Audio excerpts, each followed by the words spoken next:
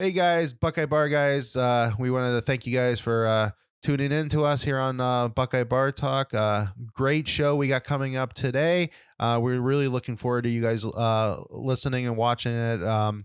But just wanted to remind everybody, just remember to subscribe to the channel, hit the all notifications bell, and that way, anytime a new show comes up, you guys will be alerted to it. And don't forget to like the video and comment on the video. All interactions with us helps us continue to grow, and we appreciate your support.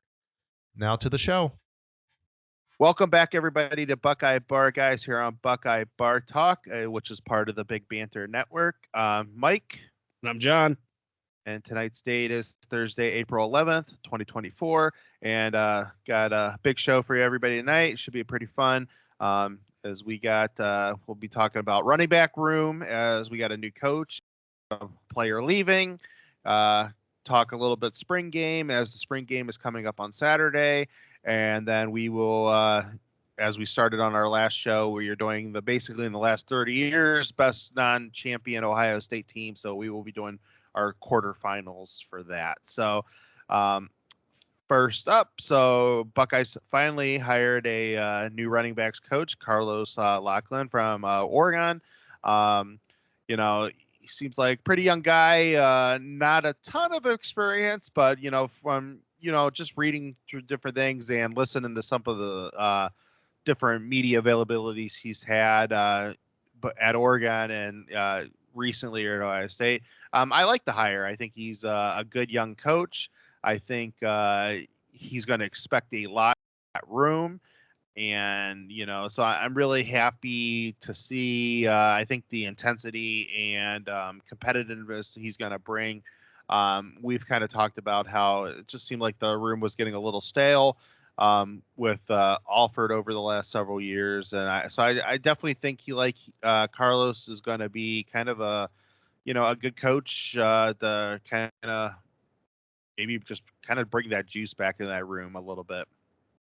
Yeah, I agree with that. You needed a change up. So he kind of reminds me of some of the stuff he said. He just kind of reminds me of a Tony Alford. So, Tony wasn't a bad guy. There's nothing wrong with him. He had some, misses in the recruiting trail that hurt them ultimately, just because, we put a lot of his eggs into one basket a couple years in a row, and, he missed out on almost everybody. So that's not to say he didn't have his wins on the recruiting trail too, but it is what it is. But no, I really liked what the guy brought to the table, or is bringing to the table. He didn't bore everybody in that introductory conference with what he's doing and all that. He just told you who he was. He's a players coach first and foremost, and I think it was cool to hear, and it's something that's going to resonate with the players, and I think he's going to do a great job. So I hope so, but it's not like Ohio State hasn't had great running backs regardless, whoever the coach was. So I think we're going to be fine. Yeah, no, I agree. I think the one thing I did take, and again, this is not from having, any experience with the guy at all. It's just kind of just from what I took from listening to some of his comments the other day, is that we both have really liked Tony about just how cerebral he came off and stuff like that. And I think Coach Locklyn, I got some similar vibes on that, like kind of like what you said. It did kind of feel like Tony in a little bit, but I think maybe where it's weird to say it, because I don't want to think like Tony doesn't have that. This guy just feels like maybe just has a different type of energy, like you were talking about. I think he does come off a little bit like he is a player's coach, and I think that's gonna win some when you put that with Ohio State. That's gonna win some in some of these living rooms. And so I like that. I like maybe where it's heading. Obviously we'll see. I think, a lot is going to determine, just like we've said with all these coaches, a lot gets determined once how they look like on the field this year. So if the running game, and, a lot of that falls on Chip, and a lot of that falls on Fry too. If the running game kind of looks like what we remember of Ohio State past kind of looking like, then, I think he's going to do fine. I think he has the right, the right juice in him, right? To go get good players. Now I think they just need to prove it first, and then I think everything kind of falls into place. Yeah, he even said he said he's not a recruiter, he's a relationship builder, which I mean that's the perfect way to look at it. That's why, if you're a kid, you're a parent of a kid, that's what you want to hear. So it's definitely, I think he'll do fine. I think he's going to be a pretty dynamic recruiter. But like you said, it's all really going to depend what they do on the field. And with Chip Kelly running the show, I mean, it should be good there. That is something that he excels at, is, his running schemes. And hopefully Fry is just, his offensive line's up for the challenge to help take us to the next level running the ball. Yeah. All right. So that's basically it on Coach Locklyn. I mean, not trying to necessarily brush him aside. Just, want to spend a little bit more time on our next story, which is it's a little too new, and he's still a young new coach. So it's really hard to dive too much into it until we see a lot.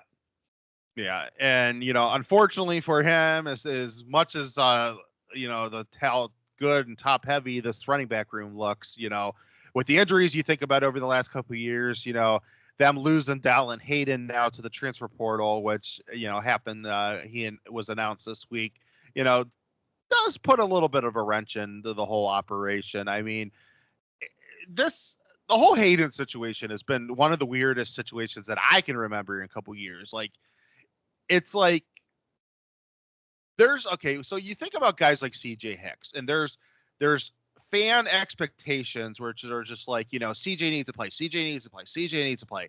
And then you kind of see CJ on the field and you're like, okay, I can kind of understand why he's not playing. Like, he, even though he's definitely got the skill set, he's got the athleticism and all that stuff, but you can see that he's just a little slow in the mental preparation of everything, that it's not hitting. Not saying it won't eventually hit, it's just not there. So usually you get kind of that stuff. And I think a lot of times when fans really get upset with the coaching staff, when you kind of see the guys, normally I'm kind of in the, when you kind of take a step back and look at things and be like, okay, I kind of understand where the coaches are coming from, because I just don't think this player's ready yet after kind of seeing him play. I did not get that feel with Dallan Hayden. Like, and I get it. His pass blocking skills are not where necessarily I think they needed to be, but I think some of that stuff comes with experience. Every time he was on the field, though, it seemed like that he ran the ball fine, and he gave them extra boosts in the running game, where they desperately needed it over the last 2 years. And there was different situations where, is this the line's fault? Is this the running back's fault? Is this the coaching, the play scheme fault? And it didn't matter. It always seemed like he did fine when he was in there. And, and it just seemed like, I think they really missed an opportunity with him. And, and obviously we'll see where he ends up going, and best of luck to him. But I think he could have been a playmaker. And it could really, I mean, we've talked about this on the show and, me and you privately, that I think that, this past year, like, I never understood why it was, Chip, Mayan, and Trey were the three, when I felt that basically Chip and Mayan, that, that's your bruiser. You pick one of them to be your bruiser. And I felt Chip was the better of the two, that he had more athleticism. Right, he could do more with it. And, then you have Trey, and Dallan should have been. I just think Dallan should have been that guy in the Mayan role. And because I think he's arguably, he might have been the best all around back on the team. And, they kind of, I don't know. Like I said, I hope it doesn't come back to bite us in the butt. Injuries have been an issue in that room over the last couple of years, but I'm kind of like torn, like how big of an issue this is that they ended up losing him. And we said that there was a possibility he could lose him. He was always on our list of a guy that, could end up leaving, because it just seems like he was not getting his chance here. I mean, this 100% makes sense that he's leaving. So no ill will towards the kid whatsoever. He stayed because, he redshirted because he was under the assumption Trey Henderson's going to the league. Possibly you're competing with Chip and Mayan at that point. He's the most dynamic running back probably out of the three. I think a little bit more so than Chip. So he probably gets the nod as RB1, even though Chip's a better pass blocker. So that's where his head's at, right? Trey comes back. Chip and Mayan decide to go. Judkin comes in. And then at that point, it's kind of like, I'm not going to get to see the field again. is going to be just mop-up duty. And I think they are going to go deeper into that running back room this year, but still not enough for him to actually showcase that he's an NFL-ready running back. So definitely no issue with it. I mean, you and I agreed that just redshirting him last year was the height of stupidity. I mean, in the transfer portal era, you're not hanging around 5 years. And if you're a fifth-year running back at Ohio State, I mean, no offense, but I don't know if I want to see the guy in his fifth year. You probably over-recruited him at that point. Which, I mean, maybe what he's seen in practice, and it's came out now that this is his decision. Maybe Peoples is ahead of him. Maybe the true freshman's doing good. Like, don't sneeze at TC Caffey. He's a preferred walk-on, but I mean, that kid was the real deal at Hubbard. He could have probably went to any MAC school that he wanted to. He just wanted to walk on at Ohio State. He had something like 37 touchdowns or something his senior year. I think he averaged 8 yards a carry. Like, Yeah.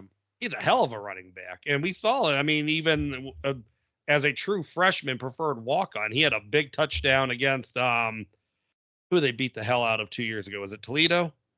Yeah. Yeah. He came in, he had a big touchdown in that game. So I don't know. I mean, I think the writing was on the wall. I do think they should have utilized Dallan more. Like you said, he ran well anytime that they gave him the ball. I mean, certainly you can't blame 22 Michigan on him. They didn't even hand him what he get 2 touches. Yeah. You can't blame Georgia on him. I mean, the guy did fine most of the time, but again, he had limited touches. And yeah, I mean, at the very end of the game, he gets stuffed, but it is what it is at that point, Yeah. So, No, I think that he'll be good wherever he goes. He'll be good. Yeah, no, I think on him, like, yeah, the redshirting of the 5th year, the redshirting thing. Now, in the era, yes, it's just weird in the transfer portal, but in the era of NIL and stuff like that, I can kind of get where, I mean, we're obviously seeing 5th year players are coming back, and Michigan had a bunch of 5th year players come back, so it's not like it's not unheard of, but I just think kind of the mindset in some of these kids, minds, like, I think somebody like him, I think he realizes that, like, I'm a good player and I could go make an NFL roster. And with, kind of the running backs as they are, they just have limited time frame on their bodies compared to some other position groups. So he's probably like just thinking like, even though he's not playing, he's still taking a lot of hits because, he's doing a lot in practice and all that stuff. And he's probably to the point like, I want to go to the league. I kind of maybe want to see where I'm at after next year to if I can test those waters right now or not. And, I'm just not going to get it here, at Ohio State. I mean, he was going to get opportunities this year. I mean, it's obvious over the last several years, they are going to go 3 deep. I mean, they've kind of proven that point, and they know they have to with the expanded playoffs now. But I think he probably realizes, and I don't disagree with him, there is a lot of schools in the Power 5 that he could probably start for. And that's legit. And there's probably almost every school in the group of 5 that he definitely would start for. So I mean, you think about it in the Big Ten, I mean, probably what, 2/3, and that might be favorable of the conference that he's probably better than the starting running back. So it might be a little bit more than that. So I don't know who's all starting all the Pac-12 school or the Pac-12 schools coming in. Because I don't know if Washington's back. I know the kid from Oregon is, so he's definitely starting. But yeah, I don't. Probably doesn't start over Donovan Edwards, right? But who knows? I mean, Edwards struggled last year. I know he found his, he found his groove in the championship game, but he didn't have a great year. So I don't know. Maybe Dallan does get a start over him at Michigan. So you're probably looking at Ohio State and Penn State. He doesn't start at. But even then, I don't know. Those Penn State running backs, Nicholas Singleton, I mean, to me, that he's another one that, you got to kind of prove it to me. Like, that guy gets all this, like, oh, he's the best back. He's actually the best back in the country for this going on his 3rd year. It's like, I don't know. I've watched Ohio State play him twice. I haven't been that impressed either time. Yeah. No, I see that. So, I think it'll be a positive move for him. I hope he doesn't follow his old football coach and head to the north. But felt like Alford was a little bit of who was holding him back, though, right? Like we all think that. I mean, we all think that. But if he ends up going there, then it's like, and that tells you a different story. Then we know the truth.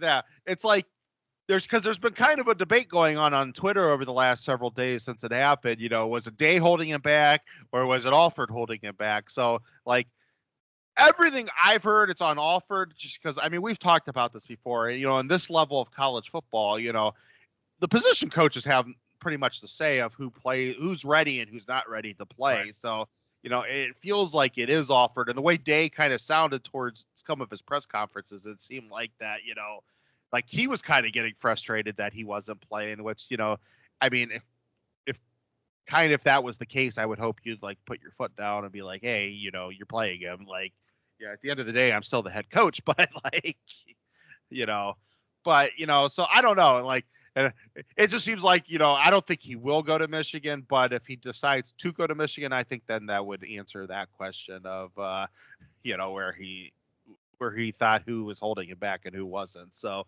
and I mean, let's be realistic with Kyle McCord, who, you know, killed a lot of balls and got intentional groundings. Like, you need to have a guy that can block for him back there. So, yeah, probably wasn't a good fit for Hayden that past year. Yeah, no, definitely. All right. So spring games coming up on Saturday. Just quickly, let me pull this up real fast. Just wanted to go over kind of the how they're setting up the rules and stuff. I have it all right here. Blah blah blah. Let me just get it.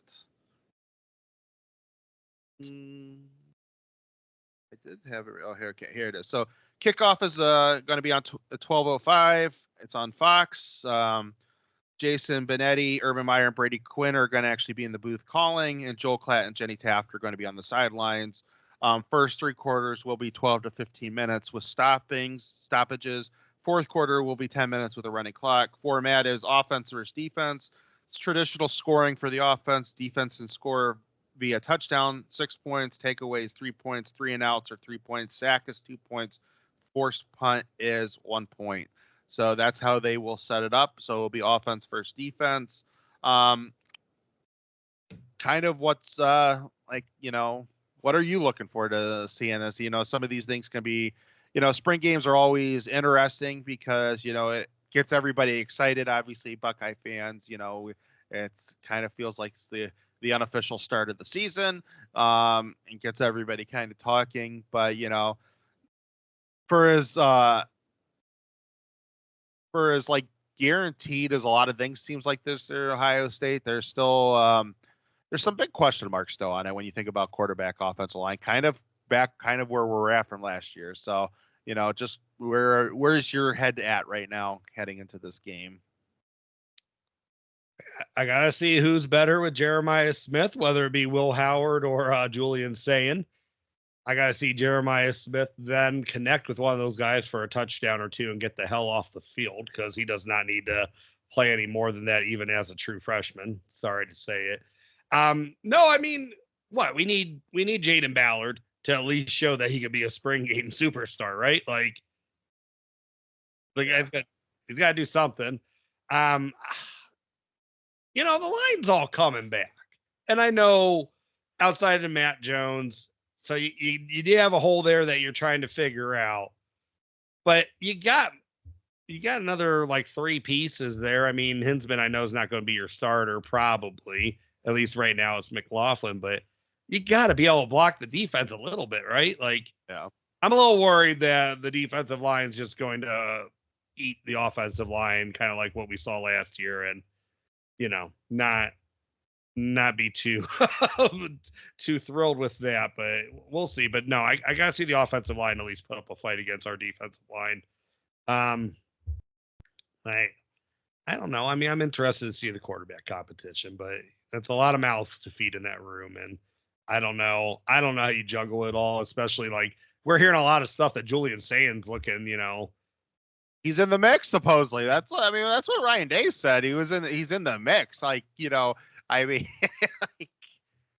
I think Will Howard, I don't know, because I think Devin Brown might throw a better ball than Will Howard does. You know, it's just, I think Julian Sayin is like kind of what I mean. Obviously, he's the best quarterback in the country for top 3, right? That came in. He was number 1. So well, I know that kid that went to Florida, I think, Lagway. He's yeah.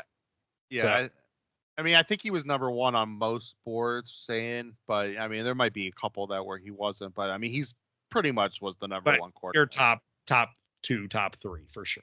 So I mean, it's a little undersized compared to the rest of the guys, though. I don't know if you want him going from game 1, but I mean, if he's your best shot, you got to win a title, right? Like, I know Trevor Lawrence was, 6'6", and yeah, he was a little bit more physically, built for the hits right now as a true freshman.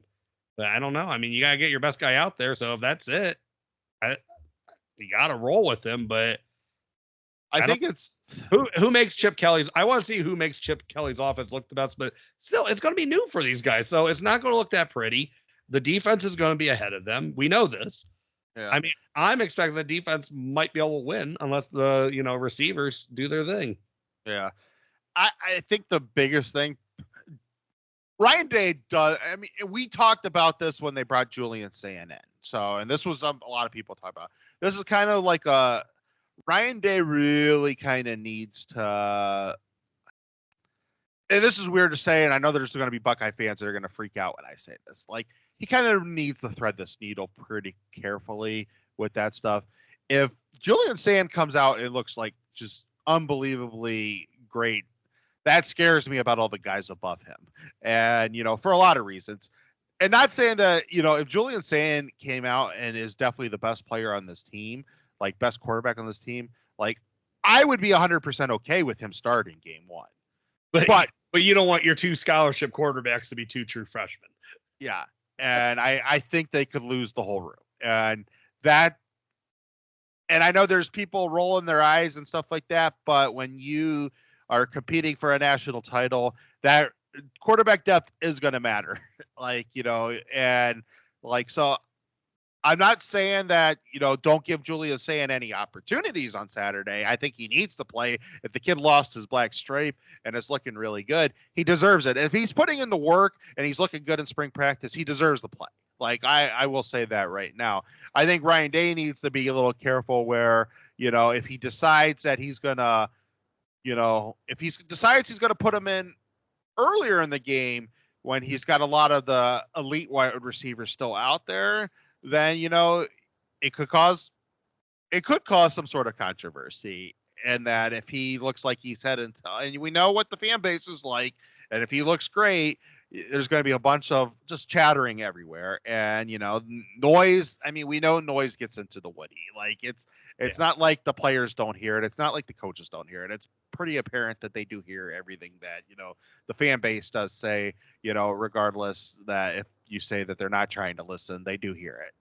So again, I'm not saying don't give him an opportunity. I'm not saying that, I would even be against if he was the best quarterback on the field, that if he ends up proving himself between spring and fall camp and he ends up being the dude, then let him be the dude. I'm okay with it. Like that's, 3 years of us not having to worry about a quarterback. I mean, you might lose, you're going to have a hard time recruiting, but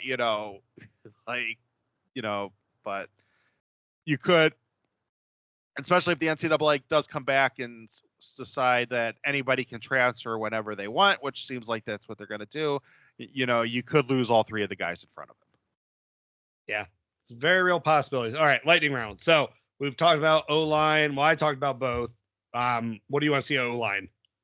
I think that it sounds like Dave's pretty happy with the way Fryer and Simmons are looking. He said Simmons needed to get a little bit better mentally. Fryer needed to get a little bit better physically. He kind of likes where they're both at. And they've been, I want to see how that guard position looks. It seems like between the 2 centers and Montgomery and Tegra, that's where they're at right now with that guard position. So I want to see just who looks the best. And, let's kind of roll with that as our starting 5. I want to give Fryer some snaps against Kenyatta Jackson. I want to see if he's actually improved athletically. So I agree with that. Let's see what he looks like. Okay, where are you at running backs? What do you want to see? It's weird. And Junkins not even see the field.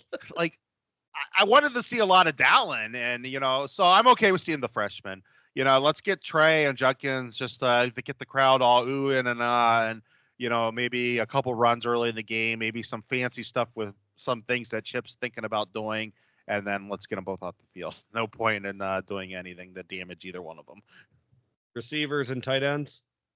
I mean, I'm more interested, I think, right now in the tight ends where the depth is. I want to see what Thurman looks like. I want to see what Kazmarek or whatever you pronounce his last name looks like. The receivers, who you're starting for basically are. I mean, I'm sorry, nothing against Jaden Fowler, but we know who the top four are. I want to see if there's more depth than the South Florida Express plus Emeka. Yeah, I want to see what Ballard looks like. I want to see where maybe some of the other kids look like. But, yeah, kind of what you said earlier, I honestly, I don't need to see anybody above Jeremiah Smith. I won't lie on that one. I'm pretty confident what Ennis is. I saw Tate with my own eyes. We've all know what Emeka is, and, I'm okay with Smith getting a couple passes his way and then being done with that. Like, bigger fish to fry this year. Absolutely. So that's offense. Defensive line. I mean, I want to see. I want to see them dominate the offensive line because I think they should be able to.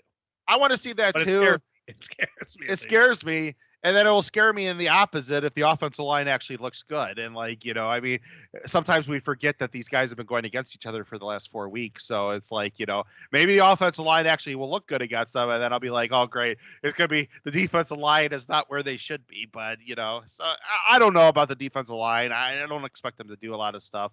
I don't expect them to play, JT or Jack. I don't need to see those guys. Linebackers.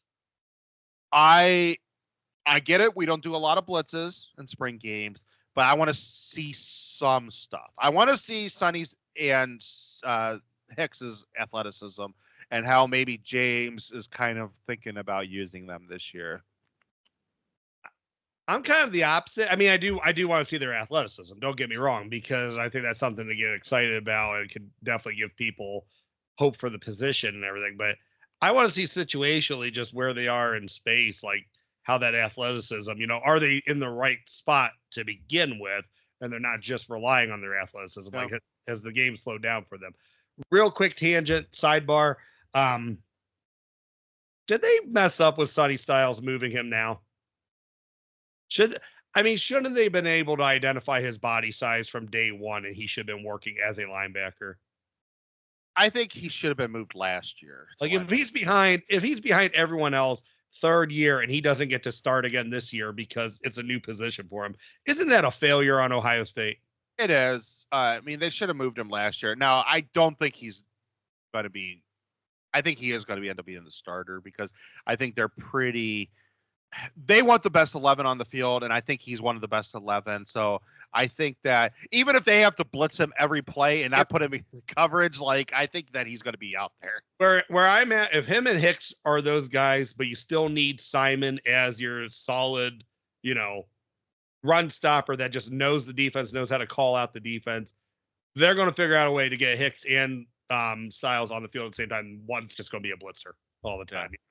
I that's what I think, but I still think they messed up, though. I do. No, I don't disagree. I don't disagree with you. I think that they probably should have made the move sometime last year because, frankly, we've been hearing he's been having a hard time maintaining the weight they want him to maintain at because his body wants to go more. So they should have made the move last year before the season. That way he could have started getting his body ready for that type of position.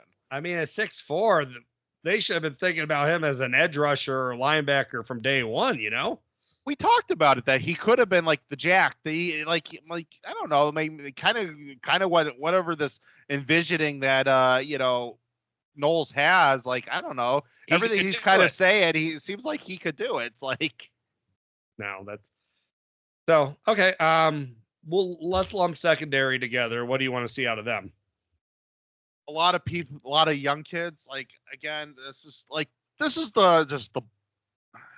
the base of this defense. They don't need to be doing a lot of stuff. I know what the secondary is, and I'm fine. Like I don't need to see a bunch of Caleb Downs to like make me think good about myself to see what he looks like. I watched Alabama enough last year that I know what Caleb Downs looks like. So let's you know, do I want to see him? Yes, I want to see him. I want to see if he can make a play out there and stuff like that. But I want to see a lot of Jeremiah Matthews. I want to see a lot of the freshmen and what's his face, the other sophomore. I can't think of his name right now. Yeah, Simpson Hunt. I want to see a lot of those guys. I want to see kind of what Hartford looks like and a couple of the other backups, on the safeties and stuff like that. I mean, they called out that Jalen McClain, is that his name? Yeah, and it sounds like Bonzu's looking pretty good. So I want to see some of those guys. So Bonzu's he's a beast, man. That's going to be someone that I don't know if they keep him out of. Like he could actually do. Oh my God, why can't I think of the kid that he was a 5-star? He's been hurt his entire time. He's still on the team. Oh, he's good when he actually is healthy. He can play. He did fine in the Rose Bowl, but I can't think of. I can't think of his name right now either. Oh my gosh, I'm disappointed in myself. But Bonzu's kind of like him. He's kind of like that tweener linebacker and safety, which is good for us to have. I mean, yeah. Now it's gonna be killing me. What's his face's name? But yeah, no, I know exactly who you're talking about. I'm gonna have to look this up when we're. Yep. So I mean, I don't know. I kind of think the defense is gonna win, but I just want to, like always, I don't expect any perfection. I don't want to see people freaking out if Jeremiah Smith has touchdowns over, Jermaine Matthews or Iggy. Like he's a friggin' freak of an athlete. Like that is what it is. Yeah. So I don't know, but I do kind of expect the defense to look pretty good. Yeah. All right. Sorry, I'm gotta look this up. This is going to drive me insane. Of course, my internet's going to be slow as hell. But so we're going on to our brackets again. Yeah. So, all right. So let's do it. So do we want to do it in chronological, or do we want to kind of mix it up a little bit? Court Williams. Okay. I knew it was like I needed to figure it out. I'm like, it's like, is a port? Is a like I had it on the tip of my tongue, but yeah, I could have. It has been a while I've seen him out there, but yeah, he was somebody that was really, well, it is what it is. I mean, it's been, the football gods for you. All right, so the Cooper bracket, we'll start with them. And then I guess we'll figure out next week, how we'll actually split it up, between the Cooper bracket, the Trestle bracket, Urban's bracket, and Day's bracket. All right, so Cooper. So we both picked that 96 beat 95, and 98 was the team that got the bye. So 98-96. What do you think? I'm going to say 98 wins a close game here. I think they are the more complete team. They had both offense and defense, whereas 96 was just mainly, defensive powerhouse. It's going to be a very close game because that defense in 96 was that good, but secondary 98's amazing. You still have Cat Samoyer. Of course, Joe Germain's, doing his thing. Boston's still there in 98. Who's the other? D. Miller? D. Miller. Yeah, so Wiley and Montgomery are not slouches at running back. Offensive line, I don't know. I mean, of course, you got Pace on the other side. Nothing really standing out to me in 98, so I apologize for this. Is LaCharles there yet? Is he starting? I think he's there, but I don't remember if he's starting or not. If he doesn't start till 99. But yeah. But yeah, it's a good game. I just think that 98 has way too many weapons that eventually they win it. Yeah. I will say that I'm in the same boat as you. I was going 98. I think the offense is just more experienced at this point. You got Jermaine there. You got good running backs. I think the backs are better than Pepe and stuff like that. Well, Pepe's good. Pepe's good. I think the receivers are better at this point because they're older. Come 98. So a lot of those young guys in 96 are now old guys in 98 offensively. Right. You're still pretty loaded in the secondary and in the linebackers. The one thing I would say where this game could be different is you do got a much better defensive line from what I remember on the 96 team. You know, when you think about none of the guys from the 98 defensive line really stands out to me. I know there's some legitimate guys there. I just can't think of them right now. But I mean, you still have Rabel, you still have Finkus, and you still have Fickle are on your 96 defensive line. And that defensive line's really, really good.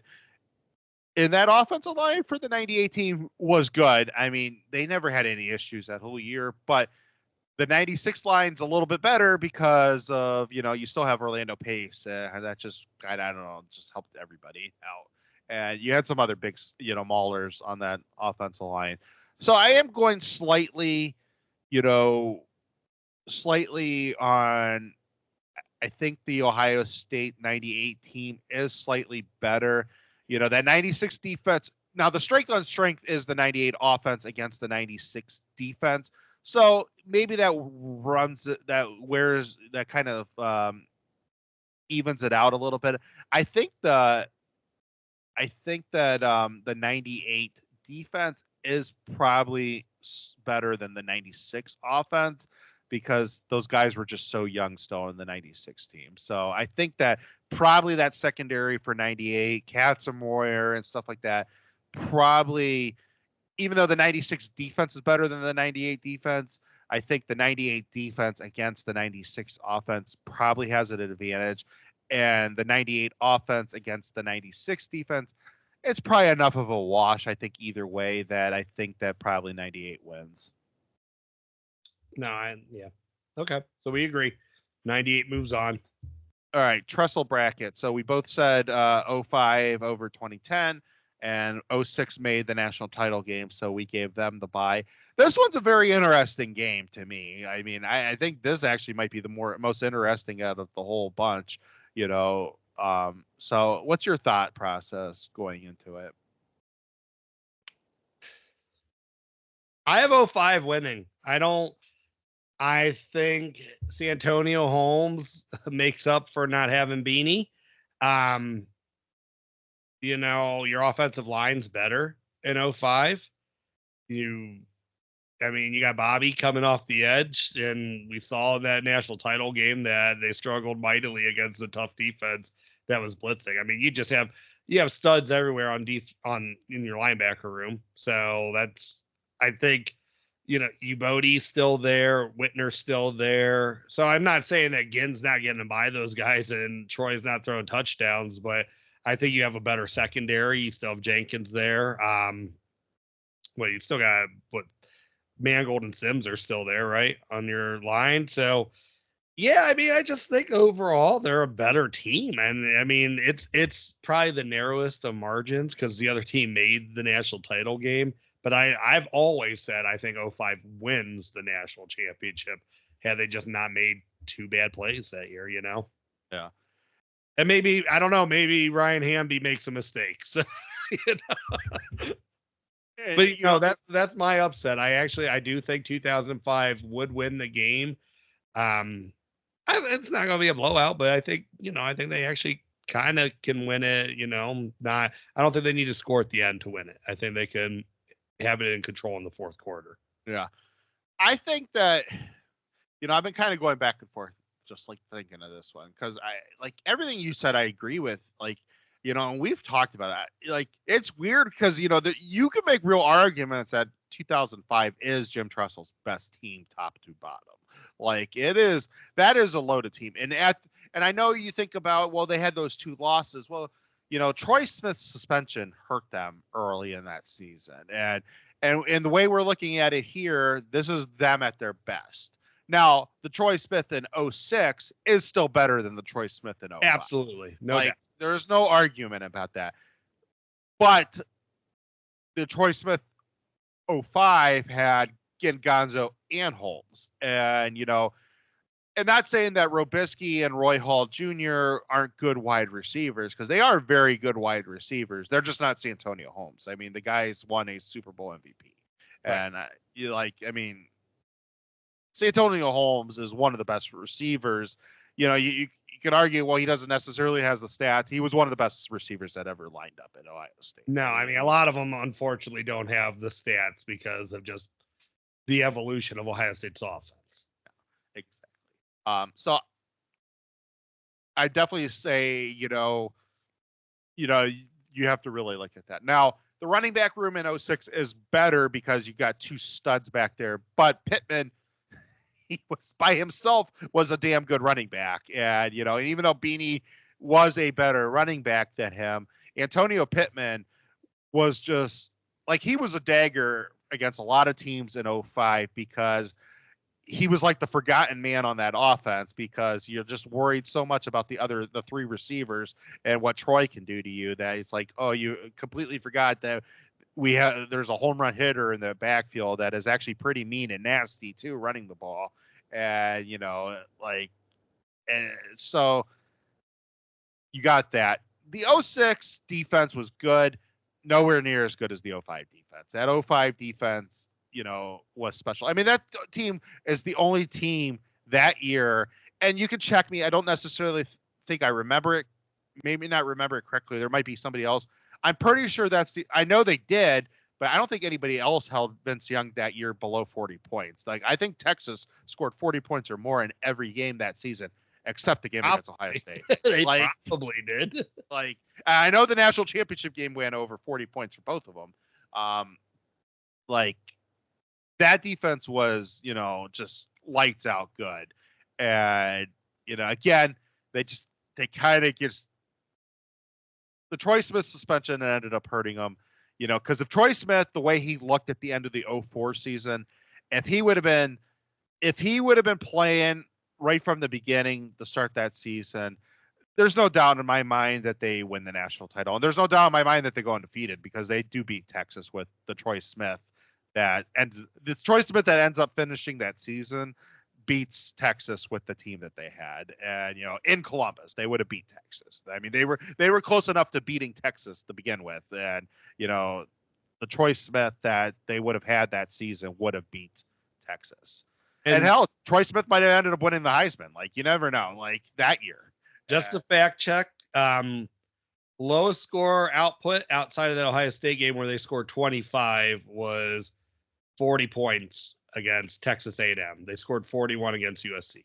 Yeah, they beat USC 41-38. Okay, yeah. so those are the only two games that year that weren't 2-score wins, at least for Texas. Yeah, and I thought that I was correct on that 40-point thing. That it's just, I mean, I knew I heard that somewhere, and I was pretty sure of it. But yeah, so I think I'm going with you. I think that even though the 06 Troy Smith is damn good, and if that game is close and 06 Troy Smith gets the ball last, he could still very easily win that game.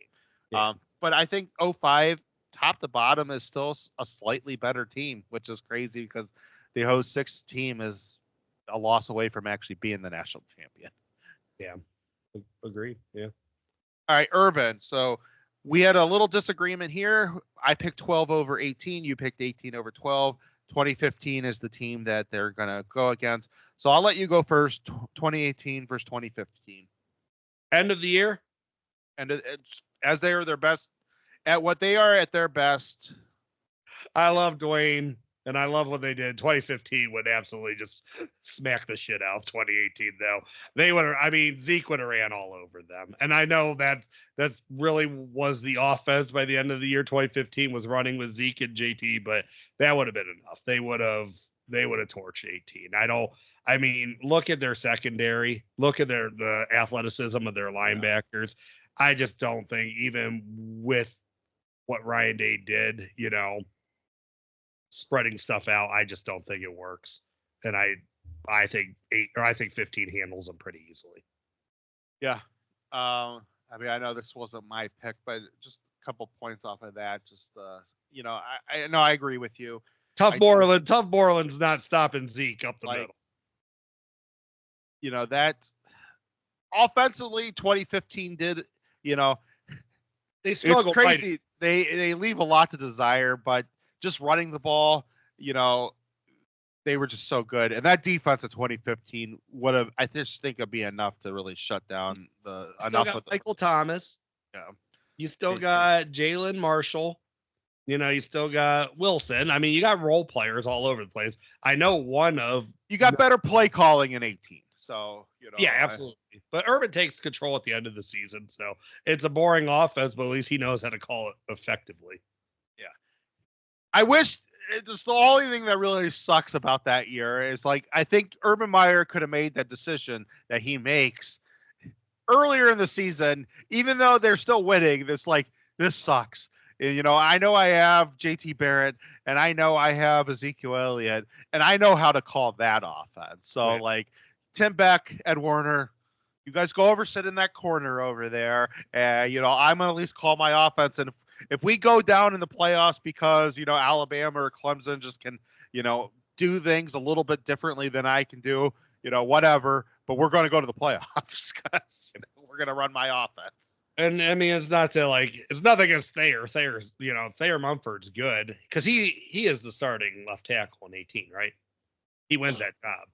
So, I mean, it's nothing against him, but, Joey Bosa does better against Thayer Mumford than Nick Bosa does against Taylor Decker. I truly believe that. So, yeah, I think 15 all the way. Pretty easy. No.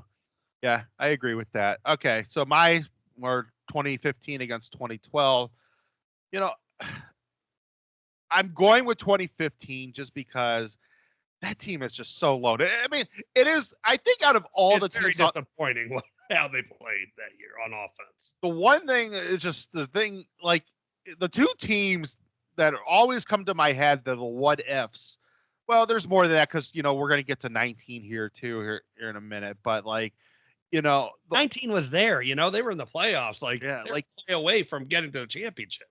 15 is just so good top to bottom, and just the Urban just screws that situation up so bad. And yes, it's his fault because he's that coach. You can't say 19 was bad at all throughout the year. They just lost the game at the very end, but Urban's offense sucked in 15. Yeah. And I think he got caught up between his head and his heart. His head was telling him that keep it in house. It's that, I should have, Cardell's coming back, we designed this great offense at the end of the year, but Herman did that. And I don't think Beck and Warner really could do that. And there was they didn't have, unfortunately, those two aren't smart enough to be able to create two different varying offenses. And Herman was I can run an offense if JT's the quarterback, and I can run an offense if Cardell Jones is the quarterback. And those two couldn't. So Urban Meyer really had to, from the beginning, whatever was the best fit for the team, he needed to go with. And he got caught between that, Cardell just won him the national title. And I kind of talked him to coming back when I shouldn't have. I should have been my offense better. Yeah. And I should have, Urban Meyer really should have told Cardell, he should have had a heart to heart with him. What you did here is historic.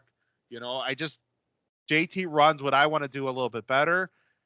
Go cash in what you just did. I mean, Cardell Jones would have been a first round pick that year. That's what's crazy to think about because those three games and his reputation probably was going to get him in second round at the worst. But it's crazy to think about that. And I think he would have, there were teams talking about that they would take him as their top pick if he was there just because he had the tools that he had. So I think Urban just really, really screwed that up. And that is going to give him, and that kind of gives those other two teams, your 18 and my 12, that kind of gives them a little bit of advantage in spots because those were probably, 2018 I have some differences about, but 2012 was a pretty cohesive team and they were really together in a lot of ways. And I think that's a close game, and that's kind of scary because I think if 2015 doesn't get their heads out of their butt, that 2012 is actually a cohesive enough team that could beat them. But I think because 15's a little bit more talented, definitely more talented, that I'll go with 15. But nobody beat 12. It's hard to say because no one was able to do it, but yeah. Yeah. And that was just a team.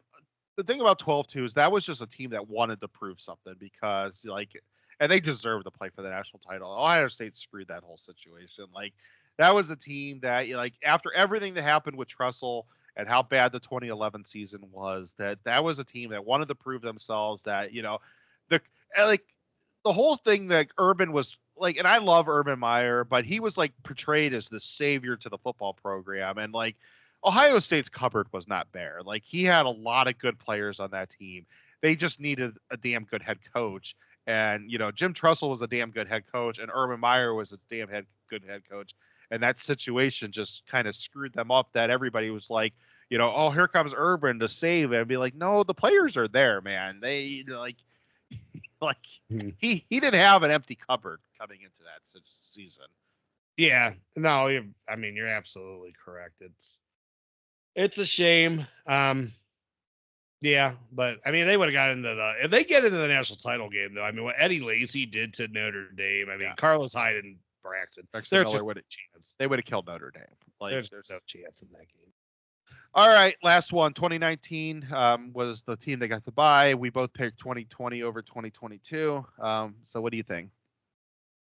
2019. I think that's actually pretty easy. I mean, I do like that, Justin Fields is better in 2020. Probably you have a better receiving room. Those guys are still there at 19, but Olave is the star, and then you got, Ben Victor, Austin Mack, but none of them are really, anywhere close to Garrett Wilson at his best. And of course you got JMO that takes the top off the ball, but I don't know. That team would have had a really hard time. I think 2020 would have had a hard time throwing against Okudah and Arnett, especially with Fuller back there. And Wade in the middle. Wade in the middle, right? He would have, it would have caused a lot of problems. Linebackers with Malik Harrison, they're still better in 19, I think. Even though Browning kind of comes into his own a little bit in 20, you're better in 19. Of course, Chase Young's better than Jonathan Cooper, even though Coop's on both teams. So I don't even know. Chase Young's better than Tyreek Smith then, I guess, is what you would say. Much better. So, yeah, I don't think it's really that. And, of course, it took Ohio State a long time to figure out how to run in 2020. And 2019 was good against the run. So I don't see, I think Dobbins runs fine against the 2020 defense. I do. And then you kind of is wash probably. Well, I mean, Wyatt, you got Jonah Jackson in 19. So they're probably better in 19 too, because a lot of the same pieces are there. Yeah. The only thing I really think about this is does Tough Borland end up being on? Well, is he going against one of our wide receivers from 19? Somehow, Tough Borland's a weakness on both of those teams. Yeah, it's just he's more of a weakness on 8-20 just because when you think about how he played in the national title. No, I agree with you again on that one. So this is got to be a clean sweep for us. Who we picked as our 4. Not much more to add. I actually, J.K. Dobbins. I mean, the 2020 team really didn't play, and I know they did okay against him, but and I know Najee likes to say that it was such a tough game for him, but I don't know. Maybe I'm just wearing like weird glasses that I was like thought Ohio State, when they look bad, they always look bad, but they look even worse than they really did. But I thought Najee had a good game against them, and I think JK would have a really good game against them. Here's the thing, though, with Najee in that game, if Najee only had 2 yards to gain, he was getting 3. That's how that game went, right? Yeah. So he might have said, "Oh, they held me way under my average. They were hitting my ass all day long." He was still winning the battles at the point of contact, and we saw that. That was very apparent. Like, he was delivering the blows, even if he wasn't getting a lot more after that. He was still winning most of the battles when they hit. And JK, I mean, I think he would have done. I think JK would have done fine against that 2020 defense. I really do. I mean, that guy was so shifty in 2019. And let's face it, I mean, 2020 they were a mess in the back end too. Yeah. So if he broke that initial line of scrimmage, I mean, he's getting friggin' 10 yards a pop. Yeah. I don't remember how, I don't remember how every game in 2020 goes. It's comes to my brain that really bad against the pass. But Najee Harris was really the first running back they played the whole season. Like, I don't remember anybody in the Big Ten that really lined up. Usually in Big Ten play, you get to go against a legitimate running back somewhere. And Etienne couldn't do that at Clemson. Yeah. So, like, Najee was the first legit running back they played the whole season. And I just think they lost that battle against him. And, JK, I actually think JK is just as good, maybe a little slightly better. I think it kind of gets kind of skewed right now because of the injury problems he's had in the NFL. But I mean, J.K. Dobbins is a damn good running back. Well, yeah, J.K. did what like Blake Corum does, and he was better at it than Blake Corum. And that's not to take anything away from Blake. I think he's a hell of a college running back. But I mean, that was how he was. He would set up blocks. You would lose the guy behind the line of scrimmage, and then he would just do a cutback and just fucking torch you. Excuse my language. Yes. Yeah. So no, I definitely agree with that one. Yep. All right. Anything else you want to hit tonight, or are we going to call it a night? No, I'm good. Yeah. So we had all the same 4 teams winning, right? So we'll figure out the format, who's going to play who. We'll talk a little bit off air. We'll probably rank them 1 through 4, who we think is the best and who's the worst. And we'll have those 2 play each other, and then who's the second and who's the third. Yeah, because there's some good teams in there. So like 15 top to bottom is probably the best, but results throughout the year, they're probably the worst. They're probably 4. So yeah, it's gonna be an interesting conversation. Yeah. So I think so it'll be something to talk about. We'll try to do. I think we're gonna try to do an episode at some point later Sunday to talk about the spring game, and as long as there's not a lot to talk about the spring game, we'll do the semis and the finals on the same episode. But if there's a lot of information on the spring game, then we might just do the semis. We'll play that by air here. So let's call it a night and get on out of here. All right. Well, thank you everyone for stopping in tonight to the Buckeye Bar. I'm John. And I'm Mike. OH. IO. Thank you for tuning in to this week's Buckeye Bar Guys on Buckeye Bar Talk. Don't forget to subscribe to the channel, hit that all notifications bell so you see when new content is added. And please remember to like and share so we can grow our audience. Don't be afraid to comment. We want to know what you're thinking, and we want to know what content to add for you guys. OH. IO.